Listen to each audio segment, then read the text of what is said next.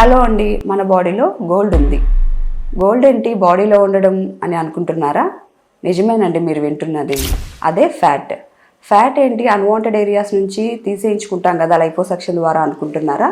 అది కూడా కరెక్టే. సో మన బాడీలో ఉండే అన్వాంటెడ్ ఏరియాస్లో ఉండే ఫ్యాట్ డిపాజిట్స్ని లైపోసక్షన్ ద్వారా తొలగించి అదే ఫ్యాట్ మన బాడీ రిజ్యువినేషన్ కోసం ఉపయోగిస్తాం.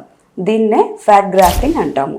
ఫ్యాట్ గ్రాఫ్టింగ్ ఏ ఏరియాస్లో చేస్తామంటే ఫేషియల్ రిజ్యువినేషన్, అంటే ఏజింగ్తో వచ్చేటువంటి ఫేషియల్ చేంజెస్, రింకిల్స్ కానీ ఇలా హాలోనెస్, ఫ్యాట్ ఎక్కడైతే లాస్ అయి ఉంటుందో ఈ బాడీ పార్ట్స్ అన్నిటిలో కూడా మనం ఫ్యాట్ గ్రాఫ్టింగ్ ద్వారా ఈ మన అందాన్ని ఇంకా కూడా మెరుగుపరచుకోవచ్చు.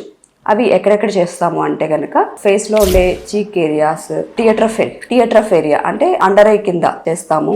లిప్ ఫిల్లర్స్గా యూజ్ చేయొచ్చు, నెక్ రీజన్లో యూజ్ చేయొచ్చు.